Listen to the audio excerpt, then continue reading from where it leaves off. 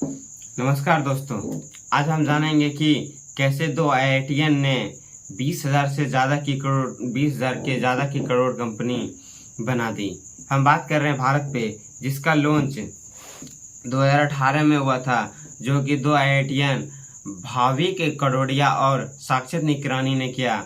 इन्होंने मार्केट में देखा कि जो भी फिनटेक कंपनी है उनमें गैप को देखा। यह नहीं कहा जाता है जब आपको समस्या नजर आए तभी उसका समाधान भी मिल सकता है। उन्होंने सबसे मार्केट में बड़ी समस्या इन्होंने जो देखी कि अलग अलग कंपनी के क्यूआर कोड होते थे। यानी अगर किसी व्यापारी को या किसी किराना स्टोर को अगर ऑनलाइन पेमेंट लेना पड़ता था तो जिस कंपनी का क्यूआर कोड रहता था केवल उसी कंपनी को एक्सेप्ट करता था, जिसके कारण से उन्हें ढेर सारे क्यूआर कोड रखने पड़ते थे और बैंक को समझने के लिए भी बहुत ज़्यादा रखना पड़ता था। दिक्कत होती थी क्योंकि अलग अलग कंपनी के क्यूआर कोड्स को अलग अलग बैंक से एनरोल करना, फिर किस में कितना पैसा आया, इन्हीं सब मेजर्स को देखते हुए उन्होंने सिंगल क्यूआर कोड को दिया। और दूसरा जो उन्होंने देखा कि ये सारे फ़ोन पे, गूगल पे, अमेजोन पे, मोडिकिट, ये सारे जो कंपनियां थे इन्होंने ग्राहक से 2% का कन्सेशन फी लेते थे यूज़ करने के बदले। और तीसरा जिन्होंने मेजर देखा कि पेमेंट सेटलमेंट ये लोग 2 दिन में करते थे, और लेकिन भारत पे ने पेमेंट सेटलमेंट सेम डे करने का वादा किया। इन्हीं सबके आइडिया के साथ भारत पे 2018 में मार्केट में आती है, और ये बहुत ही यूनिक आइडिया था। फंड के लिए अश्विनी ग्रोवर के पास जाता है। अश्विनी ग्रोवर को इसमें काफ़ी ज़्यादा दिलचस्पी होती है क्योंकि ये बहुत एक यूनिक आइडिया था और जिससे कि आगे चल के ये काफ़ी बड़ी कंपनी में कन्वर्ट हो सकती थी, जिसके बाद उन्होंने फंड किया। इन्होंने सबसे पहले प्रचार के लिए एक स्लोगन दिया, एक क्यूआर कोड एक भारत, यानी एक भारत एक क्यूआर कोड। और अब अलग अलग क्यूआर कोड को रखने की कोई ज़रूरत नहीं पड़ती थी, केवल एक ही क्यूआर कोड। और वो सारी कंपनियां जो थी केवल ग्राहकों को कैशबैक दे रही थी, वहीं मर्चेंट को कोई भी बेनिफिट नहीं दे रही थी, जिससे कि अलग अलग केवल ग्राहक बढ़ रहे थे लेकिन मर्चेंट को कोई फायदा नहीं। भारत पे जो आया उन्होंने ग्राहक को कम लेकिन व्यापारियों को ज़्यादा बेनिफिट दिया। पहली बात तो उन्होंने कन्सेशन फी लेना बंद कर दिया, जैसे अन्य कंपनियां 2% ले रही थी लेकिन इन्होंने 1% भी नहीं लिया। और पेमेंट सेटलमेंट भी सेम डे। और अगर आप कोई भी एप्लीकेशन से अगर क्यूआर कोड स्कैन करके अगर भारत पे पैसा भेजता था तो वो केवल सिंगल स्क्रीन पे देख सकते थे कि कौन से कंपनी से पेमेंट आया, जिससे वजह से ये हुआ।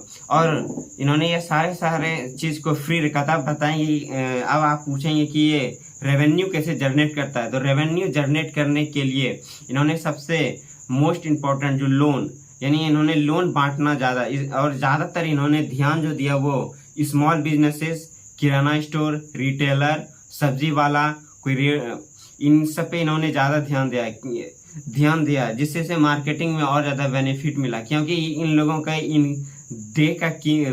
दिन का जो इनकम होता है वो कुछ खास ज़्यादा नहीं होता है, पूरा दिन का 1,000 से 1,500 के बीच में होता था, जिसके वजह से इनको पॉपुलर करने के लिए अगर अन्य कंपनी का किसी चीज़ का अगर क्यूआर यूज़ करते थे तो मुझे दिन का 30 से 45 रुपया देना पड़ता था। वहीं अगर भारत पे अगर यूज करते थे क्यूआर कोड, उसको 1 भी रुपया नहीं देना पड़ता था, जिसके वजह से ये इन सबों के बीच पॉपुलर हुए। और इन्होंने लोन बांटने के लिए अपना एआई तकनीक की मदद लिया। मतलब जो आदमी जितना भारत पे के क्यूआर कोड से स्कैन करता था, मतलब जितना उसके आता था, उसी एल्गोरिथम को यूज करके उसी को लोन प्रोवाइड करवाते थे। और इन्होंने जो ये मौसमी पर अगर आप इन सबको देखेंगे तो ये लोग मौसमी बाजार ज़्यादा करते हैं, जैसे दीपावली हो गया या कोई फेस्टिवल अगर कुछ भी आ जाता है, ये लोग उस टाइम में इन्हें पैसे की ज़्यादा ज़रूरत पड़ती है ताकि ये ज़्यादा से ज़्यादा माल मंगा के मुनाफा कमा सके। अगर कपड़े का दुकान है तो वो दीपावली आ रहा है या दुर्गा पूजा है तो वो ज़्यादा से ज़्यादा कपड़े मंगाता है, जिससे कि वो ज़्यादा से ज़्यादा इनकम जनरेट कर सके। इसके लिए इन्होंने इसके पास लोन या फंड अवेलेबल होना चाहिए। तो शॉर्ट टाइम्स के लिए कोई भी बैंक में लोन लेने में काफ़ी ज़्यादा झंझट का सामना करना पड़ता है। पहले फॉर्म फिलिप करो और गारंटर। अगर आप महाजन के पास जाएंगे तो उसके पास इंटरेस्ट रेट काफ़ी हाई होता है, सालाना से लगभग 60% के आसपास महाजन देते थे। लेकिन उन्होंने भारत पे ने क्या किया, महज 2% पर मंथ, और इनका जो 2% महज, और इन्होंने क्विक मतलब जैसे आपने अभी अपलोड किया लोन के लिए और आपका कुछ मिनट में ही आपके खाते में ये लोन भेज देते थे, जिससे मर्चेंट को काफ़ी सुविधा मिलता था। और इनका लोन रिकवरी का भी 97% के आसपास है रिकवरी। आप बोलेंगे कि अन्य बैंकें तो काफ़ी ज़्यादा रिकवरी में प्रॉब्लम है, ये रिकवरी करने का जो मॉडल इसका अलग है। रिकवरी के लेने के लिए अगर कोई व्यापारी मानिए 10,000 का ट्रांजेक्शन ऑनलाइन करता है दिन में, तो वो क्या करता था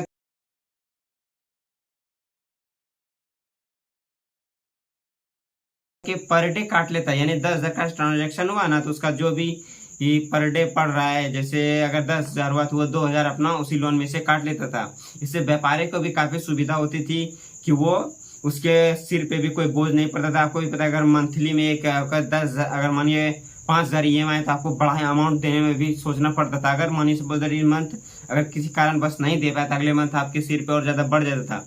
लेकिन भारत पे ऐसा नहीं करता था, वो पर डे के अनुसार काट लेता, जिस दिन आपका जैसा भारत पे इनकम होता था उसी प्रकार से वो काटते जाता था, जिससे कि इसे कंपनी को आगे बढ़ने में काफ़ी मदद मिली। और व्यापारियों से भी ये अभी के अगर देखा जाए तो ये हर मंथ लगभग 500 करोड़ से ज़्यादा का पर मंथ केवल लोन बांट रहे हैं। और इनका इस कंपनी का जो एक्टिव यूजर्स की संख्या वो 7.5 मिलियन से अधिक केवल एक्टिव यूजर्स हैं। और ये सारे यूजर्स जो हैं केवल किराना रिटेलर है। आपको भी पता है कि अगर कोई ग्राहक ज़्यादा कितना दिन भर में 1 या 2 बार, लेकिन अगर कोई किराना स्टोर पे अगर वो QR कोड है तो काफ़ी सारा स्कैन होगा। आई होप इसे समझे होंगे। मिलते हैं नेक्स्ट वीडियो में।